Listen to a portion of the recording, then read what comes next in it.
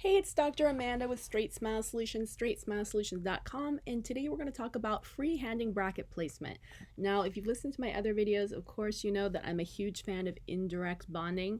It is an affordable solution that you can get from a variety of different vendors right now that when you're first starting with brackets, I mean, if you're going to freehand, you're going to do a lot of them really wrong, and you kind of have to learn the hard way. And, same thing happens with orthodontic residents when you're in residency. The first, you do a lot of ones wrong and you learn from your mistakes. And then you start to get a better eyeball of how to place the brackets.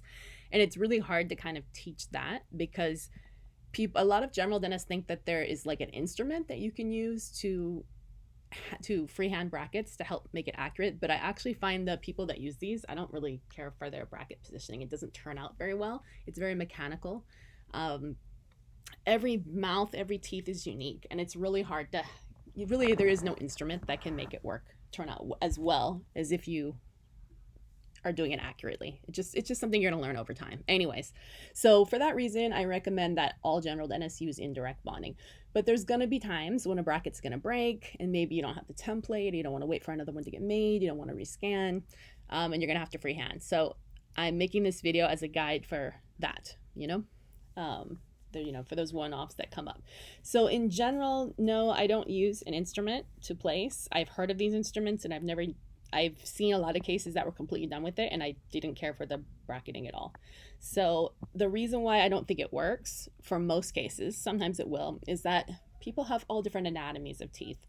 There's big teeth, there's little teeth. So that only works if you have really average, normal sized teeth, like run-of-the-mill generic teeth, which that a lot of people don't have. They have some weird shaped ones and weird angled ones, and it's really hard to worn ones, attrition, there's all kind of variables that's going to change the position of the brackets. So this is what I recommend. If you have to freehand, first of all, you have to have a good pano, a recent pano. Before you start, put it up, on the computer in front of you. And same thing orthodontists do, as we're placing brackets, we're looking back and forth at the pano. And we're also looking clinically. And mostly what I like to do is I like to do things parallel, right? And I don't necessarily do the whole mouth at one time. I might do an arch. I mean, when you get fast, you can do the whole mouth at one time. But initially, I would just recommend doing a quadrant or an arch at a time. Having the pano up. And then the main thing is just mirroring. 8 and 9 need to mirror each other. 7 and 10 need to mirror each other. 6 and 11 need to mirror each other. And I just go back and forth and check. These front 4 ones need to mirror each other, etc. So... and that is, of course, you can get thrown off if one, like here, 8 and 9 are not symmetrical, right? This one has like a different shaped edge than this one.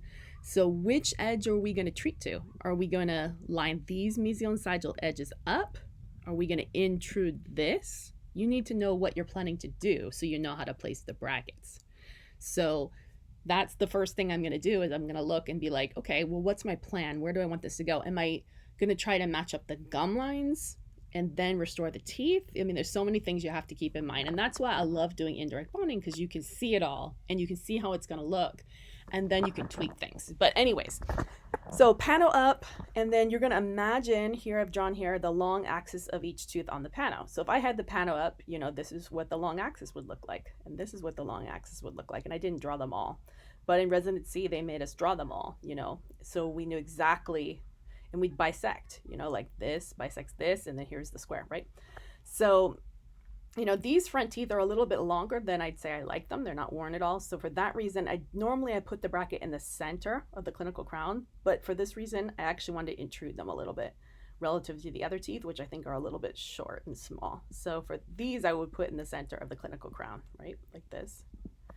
And this would mirror this for the most part, because I'm going to treat to the mesial and sagittal edge, and I'm going to probably smooth this little section off. So this should mirror this. So you can use a perio probe right here and make sure that this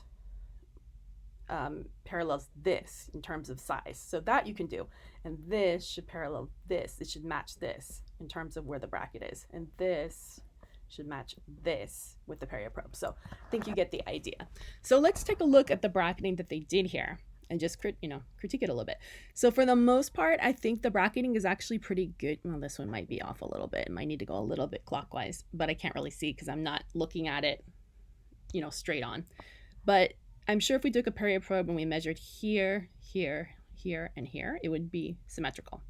So yes, this tooth is down. So when we look at this, this bracket should be down to bring it up, right? So this looks relatively correct. And when we're done, you know, this tooth should sit a little bit because it's not worn higher than these, right? It should be a little bit higher.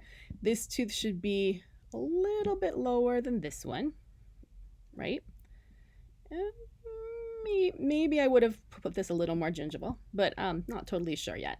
But all in all, this is pretty darn good bracketing. Maybe I would have taken this one and put it a little bit clockwise, just looking at it. It's eyeballing. I think it's not quite, maybe like 5-8 degrees clockwise would be. I think the long axis like is tipped, like I had right there. So I don't necessarily think this is right totally. I think it's going to swing it too much, but you know what? Once the initial wire levels out, this is probably a 16-9 tie. Once it levels out and you get maybe all the kinks, the twists and turns out, you'll be able to see how it is, and then you can always take the bracket off and move it. So that's pretty much it. All right, hopefully that was helpful. If you have any questions about indirect bonding, don't hesitate to reach out. Thanks.